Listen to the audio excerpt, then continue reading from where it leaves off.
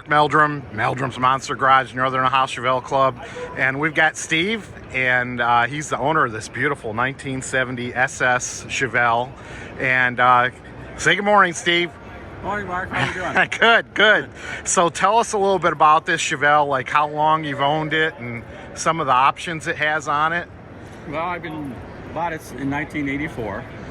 I was looking for another Chevelle and come across this one. And was originally built in Baltimore and it's pretty much rust-free. It's got the LS6 in it. And it's pretty much original. It's been a few things replaced, but it had a repaint in '83. And I just put some new tires on it. Very good. And the one thing you might know, you might have seen Steve's car before and noticed that it had stripes on it. And guess what? There's no stripes. What happened? Well, I found out through the years on the build sheet and that it didn't come with stripes. So when they had repainted it, they put stripes on it and conduction hood. So I took that off, took the stripes off, and I put the original Dole Snorkel air cleaner back on. Oh, yeah. And got it all back to original. In the early days, you weren't cool if you didn't have stripes or cow induction. Absolutely. So now I put everything back. Looks good. And put new Firestone wide oval tires on it. I did the bias. I didn't get the radials. Okay.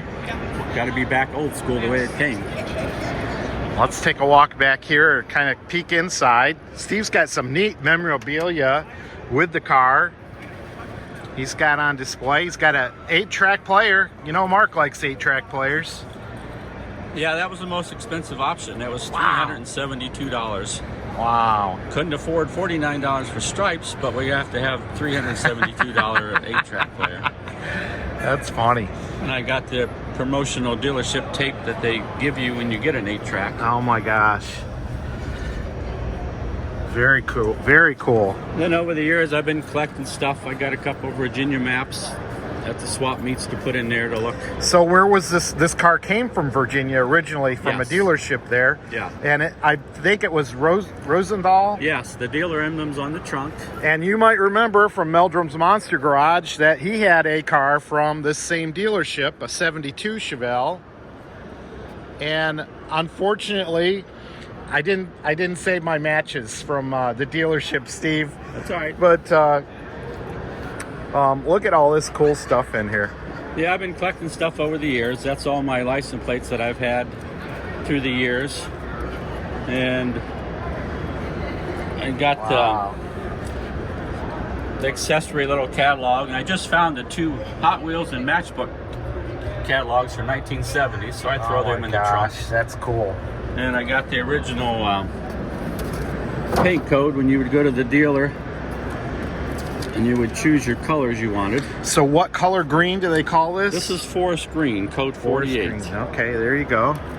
And so yeah, they had repainted it in '83 before I got it, but luckily, like I say, this is the original paint around the trunk. Yeah, the it's seal. got the original seal. Now Steve told me another interesting thing.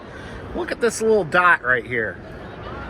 So that was an indication to the factory line worker where to put the seam for this.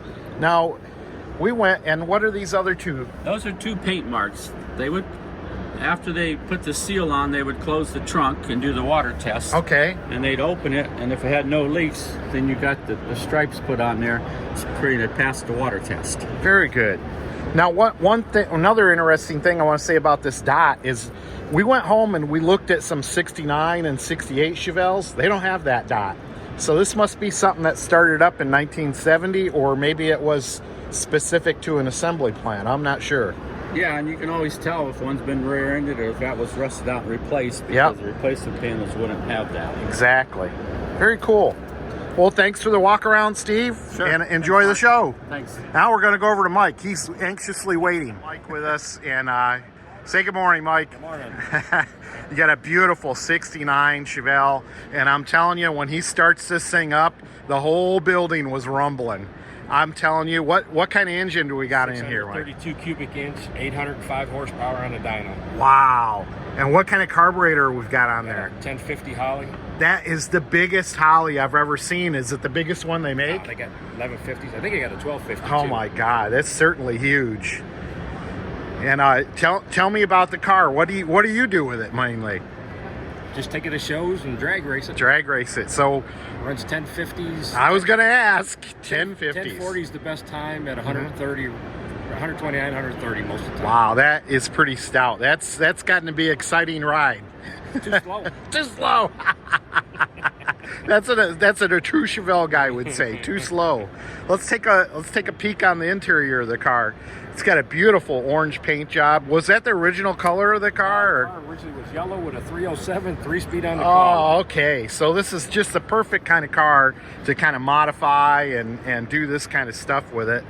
How you doing, So, Mike? what kind of transmission we got in there? 400, Turbo 400 and it, 500 5,000 stall torque converter. wow. So you got to rev this thing up that high before it moves. Well, no, you don't have to for But- drag racing. Yeah. So you can sit there at the line, jam that throttle down, and then do you have a release on it? Trans release or Yeah, it's brake got a trans release? brake. Okay. And then let that button go and all hell breaks loose. Look at these meats back here. What kind of tires do you have on there? Good years. Goodyear, Eagle. They a drag Regular slick. slick, regular slick. slicks. Wow. Pan back here and got the trunk. Anything special? You got a fuel tank in the trunk or Factory tank. factory tank? So it's a regular trunk back there. And you see we got a roll cage in the car. You can see that through the windows here. What else you want to say about the car, Mike? I don't know. I had it about 10 years. 10 years, very And good. a lot of money. Oh yeah, this thing. Well, everybody that has these cars knows that it's a lot of money, a lot of devotion, a lot of time and energy spent on these things, but they're definitely worthwhile. So, thanks for walking us around the car today. Appreciate it. Appreciate it. Thank you. We're the Smurs, father and son team here. Got Dale and Scott in a beautiful shirts that match. Say hello, guys. Turn around. Hello. We're going to go around this beautiful 73 El Camino that Scott has and talk about some of the features that it has on it. So let's jump right in here with something that's very obvious to everybody is look at these seats. Why, Scott, why isn't this seat pointed forward? Well, they're the original swivel bucket seats that came in the vehicle when the original owner had it. When we bought the car, we got them as extras because the second owner took them out. So we put them back in this winter. We thought it's a cool feature. Oh, that that we wanted is. to showcase there. And then we Dad changed the dash out. It had the square speedometer. Now we got the Monte Carlo set up in there. Okay. So you got a lot more gauges to look at now, A lot or more gauges that are pretty. 454 4-barrel. oh, let's take a look at that. Numbers matching. Wow. Even though it's a little shinier, it's the original motor for this car, right? Original motor for this car. Wow. All numbers matching. 58,000 original miles. Uh-huh. And the guy that I bought it from the original owner when he first purchased it. So. Oh, that is nice. And did you guys go up to Michigan to get this car? Yeah, or is that, we purchased it just north of Flint, Michigan, up in Clio, Michigan. We went up there. There were two separate 1973 El Caminos. One was white with black, and this one with white and orange. And we like this one a whole lot better. Got a really good deal on it. Love the original pinstriping on there. If you get real close, we have some ghost flames up in the hood as well. That's inside the orange there. I don't know if you can get in on there, but you can just, if you're in the right angle, you can see the ghost flames in there. Yeah, it's hard to pick up on the camera. Yeah. Very cool. And, we got the hard tonneau cover in the Now, back. I love this feature. That is really cool. And I've seen these guys open and close it quite a few times for some libation that we have in there, as Joe would say. But, I mean, that's the great part. I mean, I drive a truck every day, and I can't tell you how many times I got to haul something somewhere, and it's just so convenient. So what a great thing to have a show car and a truck all at the same time. All at the same time. Oh, very nice. Being a 70, we got the fuzzy dice in the Yeah. window. We got the dice on the valve stem covers. Got a Chevrolet exhaust. Chevrolet exhaust. Got the dice here. Very cool. Well, thanks guys for walking us around the truck car. What do you guys call it? The mullet. Business in the front, party in the back. I love it. I love it. That's great. Thanks, guys. All right, here's another beautiful 1970 Chevelle. We got Paul Tanner. And let me tell you about Paul. He works right around the corner from me at the Midview School Bus Garage. And our famous saying is, when the school bus goes by, it's time for a toddy in the afternoon. And I'm telling you, this man can make it happen any time of the day for me now. No good for myself, but good for you.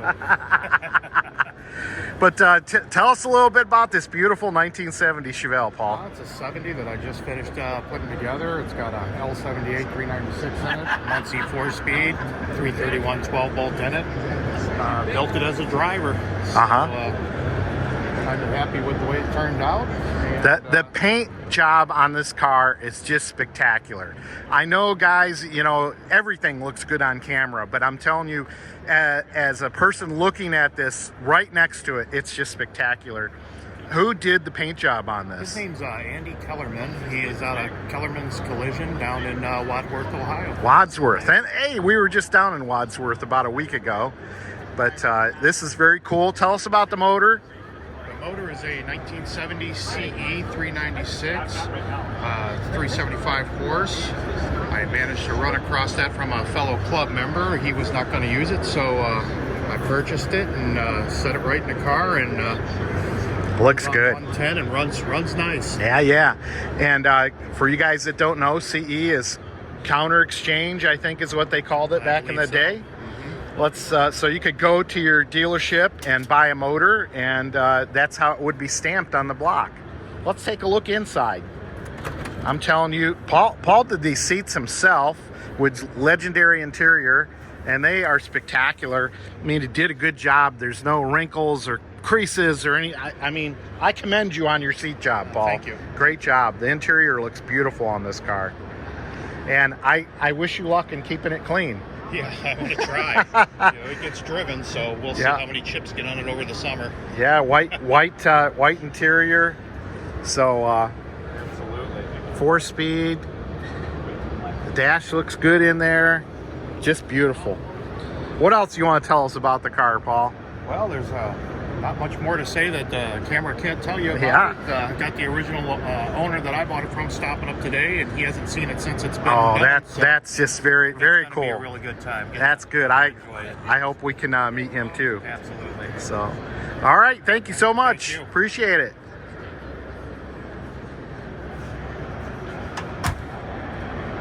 All right, as we continue our tour around the Northern Ohio Chevelle Club display, another beautiful 1970 Malibu here, owned by Scott West. Good morning, Scott. Good morning, everyone. And this is one heck of a car. Could you tell us a little bit about the engine and Sure. maybe how you got the car? Absolutely. I got the car, actually, Don Sitz drove the car to a map show that he had. And I liked the car so much, he and I ended up working a trade, monetary deal. He took my car, I took this. So it's an original numbers matching block and drivetrain, 250 horse, 350 motor, original turbo 350. The rear end is original also. AC car, it does work. Oh, wow. And let's see what else we got. Power steering, power brakes, power windows, and power top. I did have the dash out last year and did rebuild it. Put one of those AAR radios back in an AM/FM. Although it did come with an AM/FM radio. Okay. I have spoken with the original owner, Victor Oh, Ladd. that's very cool. Several times we've spoken on the phone, and we still keep in contact. I'll take pictures if I'm at a car show, and I send him the pictures, and he'll respond back. He's got to be 80 plus years. Oh, wow. He originally ordered the car in '69 through his company for Earl Hayes Chevrolet down there in Dallas. He leased the company leased the car for him for 2 years, and then he bought the car in '72. And I have that original bill of sale. Oh, wow. It does have a build sheet and the warranty card too Very cool. with it. So it is an original cranberry red, white interior, white top car. And And I just love it. Now, this is a car you can take through the park and cruise, and oh man, it's just a fun car for the family. And I don't know, I love these kind of cars. it is a very fun car to drive. You tap the gas to set the choke, and boom, it fires right. You know, you bring up a good point. So many people don't know this about carbureted cars. And just what you said, push the accelerator fully to the floor, you set your choke, and then you begin to start. You don't start pumping the carburetor and all that stuff. And with those Rochester carburetors, it works so much better. Yeah. And there's one thing I can tell you, it will not start without gas. I learned that up here when I was trying to pull it off the trailer. So make sure you have gas. Yeah, there you go. Story. All right, thanks, Scotty. Thanks. Last but not least, we've got Dustin. There he is. Hello. And this is his beautiful 1970 LS5 car? Yes. LS5 454. And where was this car manufactured, Dustin? Baltimore. This is a Baltimore car. So this is a great car for us to look at because we're building a Baltimore car at Ely's garage. And we're going to walk our way around here so we can get Dustin and talk about the car a little bit. So get on this side because we got the microphone on this side. Okay. So tell me a little bit about the car. So I bought the car in 2009 from Paw Paw, Michigan. I actually sold a Corvette to buy this car. Oh, nice. And did some extensive work to it, the usual motor, tranny, gone through the rear end, buffed out the paint. The paint is just absolutely gorgeous on this car. You know, they call this a shadow gray. Shadow gray. Yeah. Originally, when I bought the car, I wanted to repaint it I wanted to put it to black cherry. But Okay. then when I cleaned up the car, this is what I got. So I thought, well, I'm going to keep it. It's a nice color. It is. So what are some of the options that came on this car? It's a 4-speed car. It's got the 331 12-bolt in it. It had radials on it. I put the Firestone wide oval radials on it. I didn't want the usual BF Goodrich tire. Not that there's anything wrong with them. It's just that's the look I was going for. It's an air-conditioned car. I actually took the AC out of it, and eventually I'll put it back in. Yeah. The older we get, the more we like air conditioning. Yes, we do. Yes, we do. So What kind of radio is in it? It's AM FM. Actually, it's a conversion from. I can't remember, auto electric or something like that. Whatever one of those places are. I had it converted so I could hook my phone up to it, but I kept the stock look to it. Gotcha. So. All right, best story about the car. It almost got me divorced. Uh-oh. Yeah. And I just saw his wife a second ago, and she just smiled and looked at the car, and Dustin kept saying, oh, this car doesn't cost that much, honey. Yeah. Everything was cheap when I bought the car, so if she ever sells it, someone's going to get a good buy. All right, well, thanks, Dustin, for walking us around the car. Thank you. And thanks for being in the display. Thank you. Thanks for having me.